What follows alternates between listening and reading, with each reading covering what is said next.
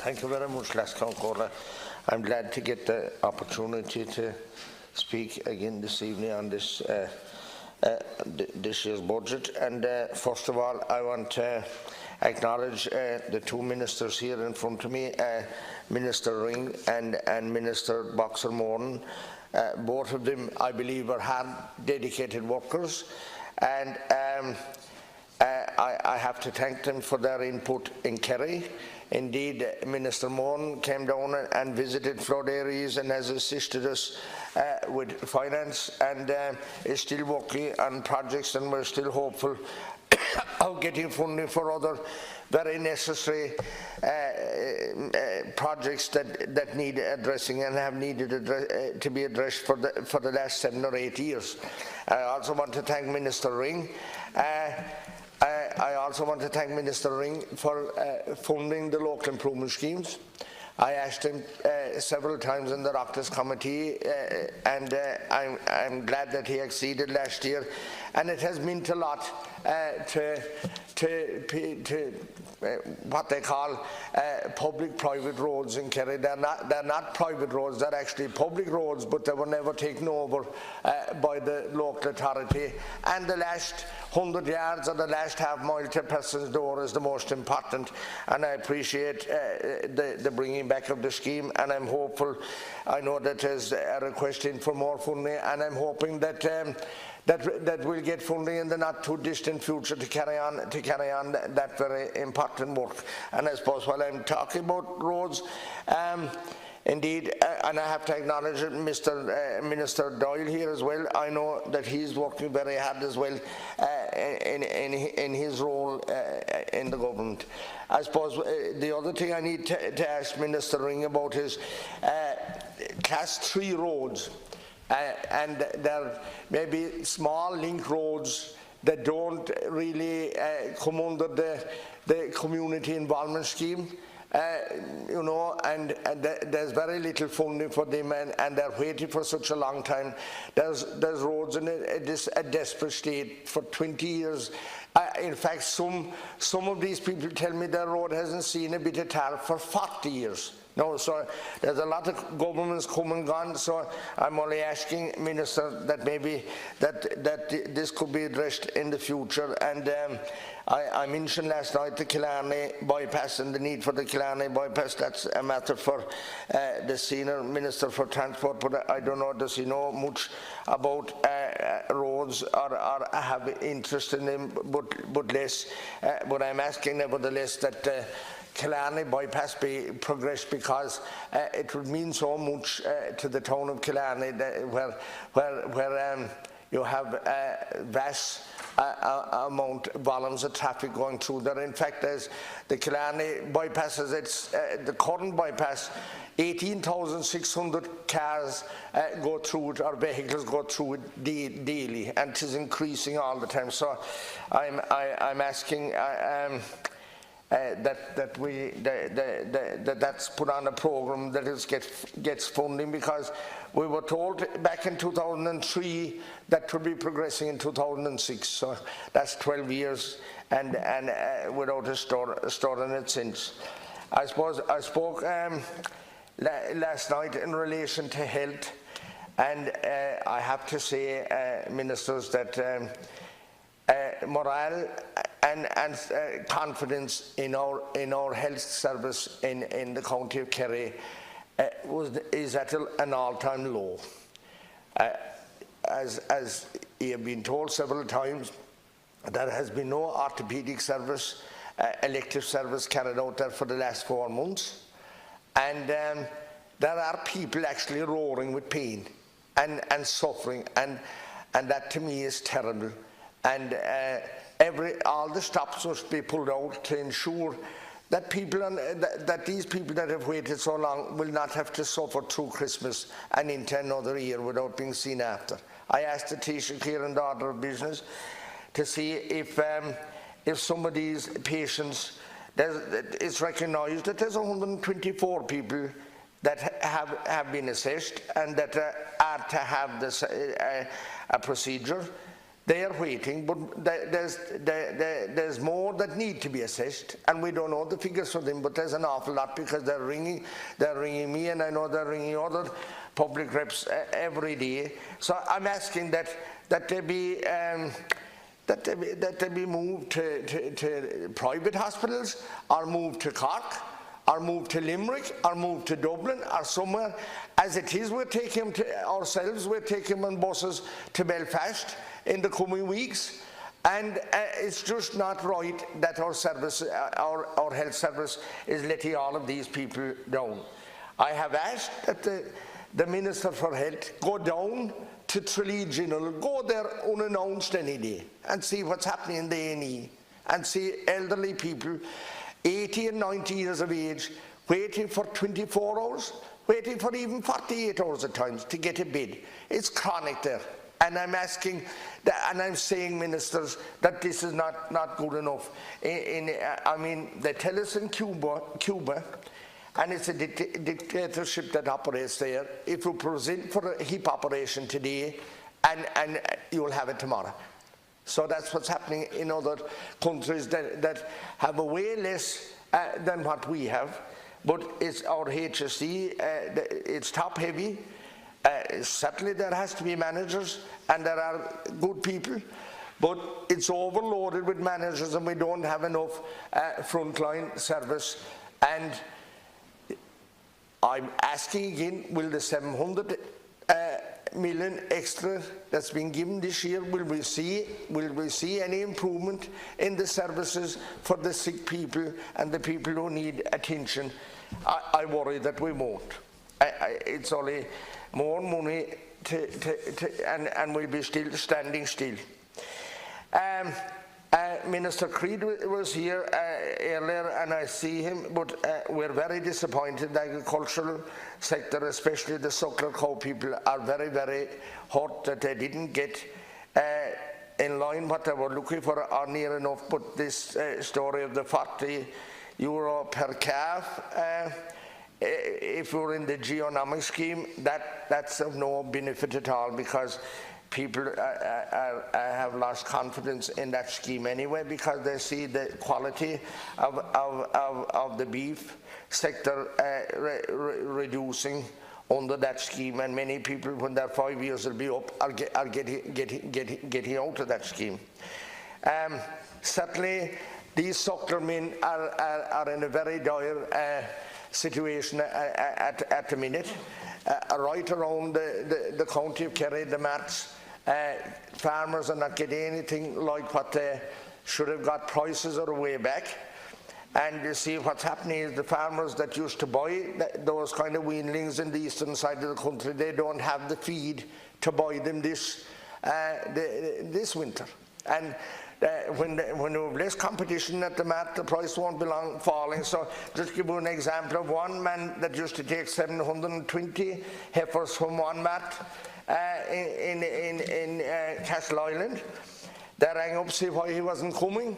He told them that he was selling his bales, that he's getting whatever few bales he have, he's getting over €50 a bale, and that he's buying no heifers this year. So that's what the suckler cowmen are up against, and there's something every year, and they're all reducing the size of their herds now, and that will mean that in a very short time our beef industry will be in trouble, because if you don't have the calves, you won't have the yearlings, and you won't have the 2-year-olds, and you won't have the beef to sell to the factories. And I suppose I was listening to Pat Deering, who was a Fine Gael TD, and he was said that there was unfairness in the market, and we all know there's unfairness in the market, and that the beef processors are not being fair, and the factories are not being fair to the farmers, and if he knows that, and he's supporting the government, I'm asking the government to follow up on this, to see can anything be done with the unfairness in the market? Because we all know that there is unfairness, and something needs to be done to it. But I suppose the other thing that hurt me very much last night, ministers and as Councillor, was prime time. Was discussing the budget last night, and it was like that agriculture was a taboo word.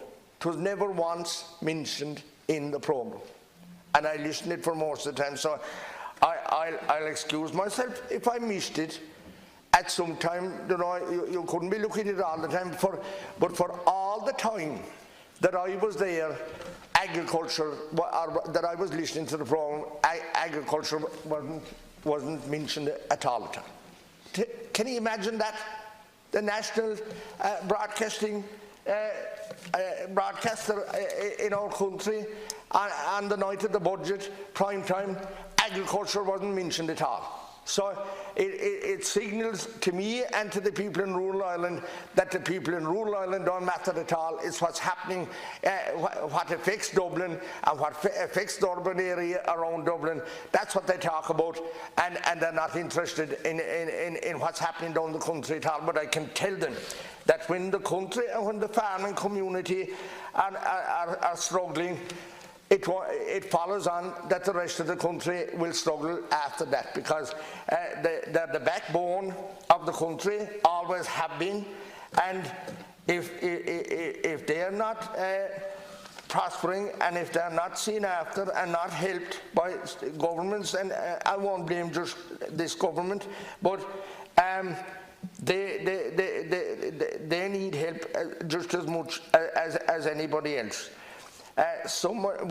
When you're talking about housing there's a lot of talk about landlords and criticizing them all the time. And from my knowledge of landlords, 99% of landlords are all fine. And when I had the previous speaker talking there about €1,400 a month, and that's happening in places, it's reaching that in Killarney. But when we talk about that, €1,400 a month, 1,400, more than half of that is going to the state by most of these landlords. So that has to be remembered. And I asked here several times to see if some incentive could be given to landlords, or some help reduce the tax take from them, or something. Give them some incentive to see could we keep the rents down, because they have costs with it. And I'm not saying that 1,400 is a reasonable sum. It certainly is not. But neither is 700 for people that are on social welfare.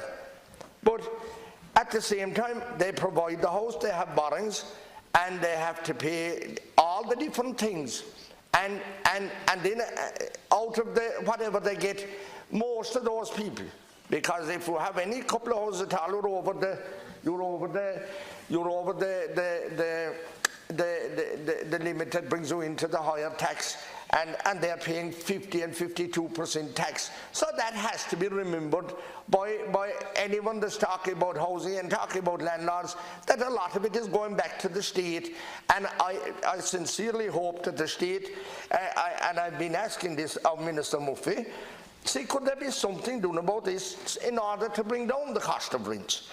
The tenant purchase scheme, I mentioned it, it's been reviewed for so long, and I'm only asking when will the review be complete, because it's very unfair. There was no tenant purchase scheme for a number of years, and then a certain amount of people, tenants, reach pension age. But if you're a pensioner now, you can't buy out your house even though you have the savings to buy it, and even though you might have been paying rent for 30 or 40 years, it's very unfair that these people can't buy out their homes. I welcome the €5 for pensioners and social welfare people. It's not much, but it's still to be appreciated. The back to school clothing and footwear, and extra funding for special needs teachers, and the capitation grant of 5%. Because schools are struggling. I know this is not anywhere near enough, but at least you're recognising that that there's a problem there, and we'll keep pressure on it to ensure that it's increased again next year.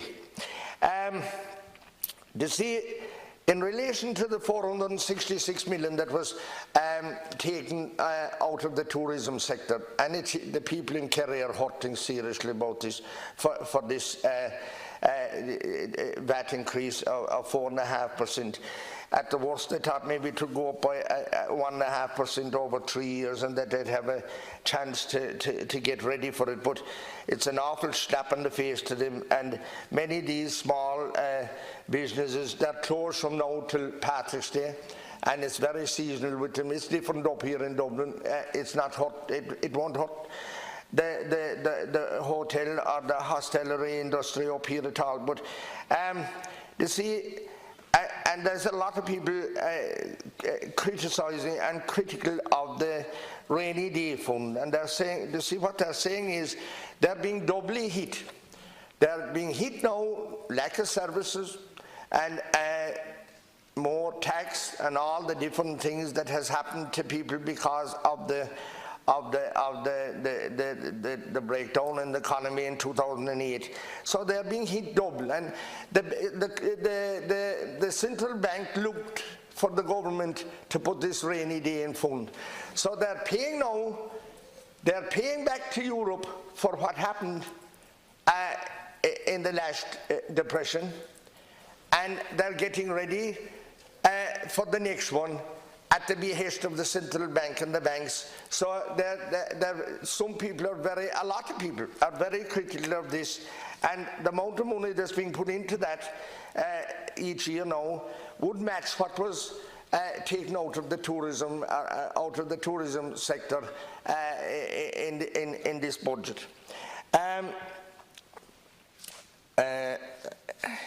welcome the thing where sole traders are self-employed, if their business goes wallop or whatever, that they will be entitled to get social welfare.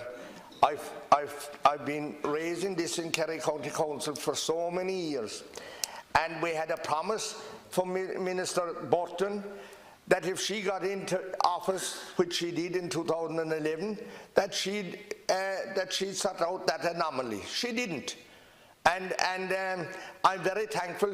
And I see Minister Moran is claiming credit for it. Well, I know he was self-employed himself, and that he understood it, because I had so many people that were actually crying there, and they were proud people and had paid thousands and thousands of tax when their businesses were going good, and when they went wallop, they hadn't a penny and they couldn't get a penny, and it was very, very wrong, and I'm glad that has been addressed. That it has been addressed in this budget, and I'm very, very thankful for that. While I'm critical of what happened to the tourism sector and disappointed with the agriculture, the suckler cow thing, I'm very, very glad of that aspect of the budget, because it was very, very, very, very unfair. And what we've been told about the tourism and the VAT increase, that it could jeopardise 5,000 jobs. And I know myself that in Kerry there's 6,800 jobs in the hotel and the hospitality employed in that sector, and if anything was to go wrong, and that we start to lose jobs, I don't know where or who could employ those people, because employment is very hard to get there, and I suppose that's the one thing that I feel we're being let down in Kerry is the lack of new employment coming into the county. If it wasn't for the Fexicors and Leavers and Munster Joinery and the likes of Cronin's, Ready Mix, and those people in the private sector, you could put up a gate at the county bounds and at Rathmore, because there is no new employment coming into the county, and I'm very, very disappointed about that. Again,